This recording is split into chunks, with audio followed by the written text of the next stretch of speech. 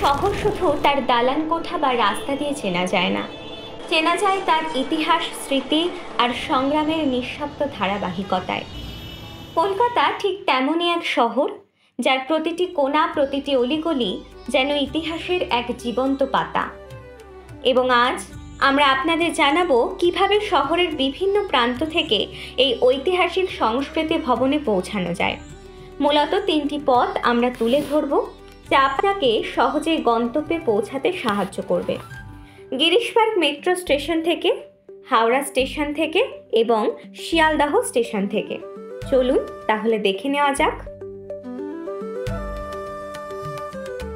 নমস্কার, সকলে আশা করছি খুব ভালোই আছে। আর দেখতেই পাচ্ছেন আজকে আমি চলে এসেছি একটা জায়গায়, আর সেই জায়গাটার ব্যাপারে একটু ছোট্ট করে বল। নাট্যমঞ্চের উজ্জ্বল এক নাম গিরিশ ঘোষ। সেই গিরিশ ঘোষের নামে আজকে এই অঞ্চল গিরিশ পার্ক। আমরা এই গিরিশ পার্কেই চলে এসেছি, আর এই গিরিশ পার্কের মেট্রো স্টেশনের সামনেই আমরা দাঁড়িয়ে আছি। আর এই মেট্রো স্টেশনে কেন দাঁড়িয়ে আছি? কারণ আমরা এখান থেকেই যাব সর্বভারতীয় সঙ্গীত ও সংস্কৃতি পরিষদে।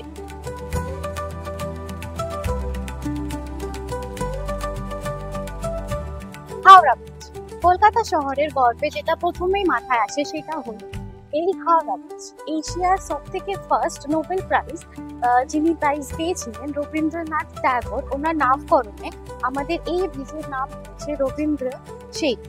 এই ব্রিজের মাঝে নেই কোনো পিলার, দুদিকে 4টে পিলারের উপর ভর করে 80 বছর ধরে একইভাবে রয়েছে এই ঝুলন্ত সেতু।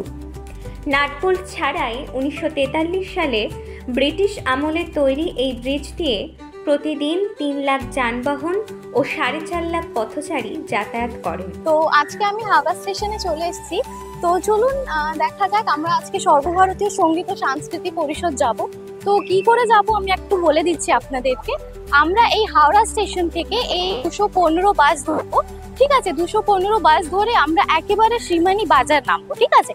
এছাড়া আরো অনেক বাস আছে, যেরকম 215 A/1 আছে, AC2 আছে, L238 আছে। তো এইগুলো বাস ধরে আমরা গিরিশ পার্কে নামবো, ওইখান থেকে আবার অটো করে আমাদেরকে শ্রীমানি বাজার যেতে হবে।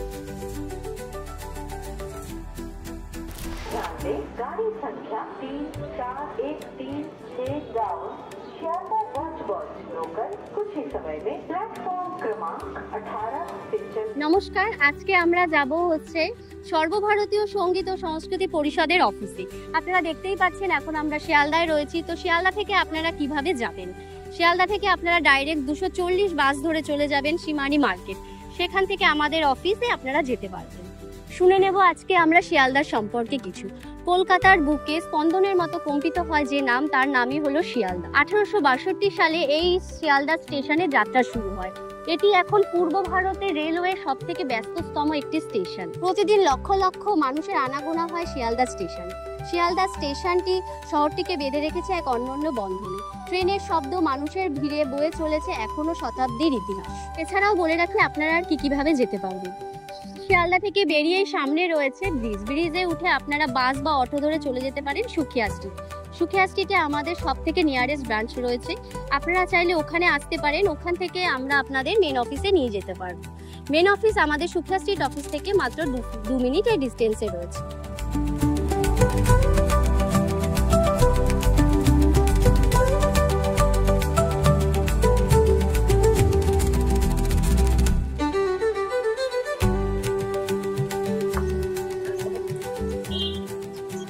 আপনারা তাহলে দেখতেই পেলেন কিভাবে গিরিশ পার্ক থেকে আসতে হবে, কিভাবে হাওড়া থেকে আসতে হবে এবং কিভাবে শিয়ালদহ থেকে আসতে হবে।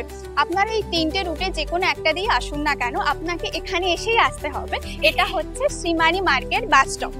তো আপনাকে এই বাস স্টপে নেমে ঠিক এই লেনটা দিয়ে লেন টুয়ার্ডস এই কৈলাস বোস স্ট্রিট ধরে হাঁটা পথ 1 মিনিটও না। এই স্ট্রিট ধরে হাঁটলে আপনারা দেখতে পাবেন আরেকটি কলকাতা পৌরসভা থেকে সর্বভারতীয় সঙ্গীত ও সংস্কৃতি পরিষদের ল্যান্ডমার্ক করে দেওয়া হয়েছে, এবং সেই ল্যান্ডমার্কের পাশ দিয়ে ঘুরলেই আপনারা ডান দিকে ঘুরলেই আপনারা দেখতে পাবেন সর্বভারতীয় সঙ্গীত ও সংস্কৃতি পরিষদের অফিস।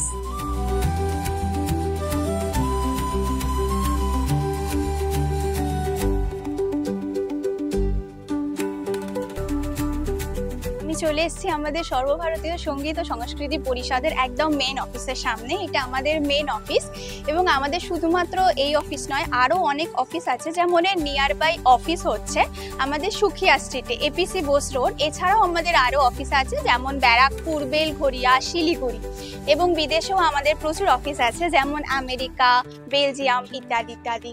এবং আমাদের সমস্ত অফিসই হচ্ছে আমাদের নিজস্ব অফিস। আমাদের এটা কোনো ভাড়া করা অফিস নয় বা কোনো সিঁড়ির তলায় কোনো একটা রুম নিয়ে এটা অফিস নয়।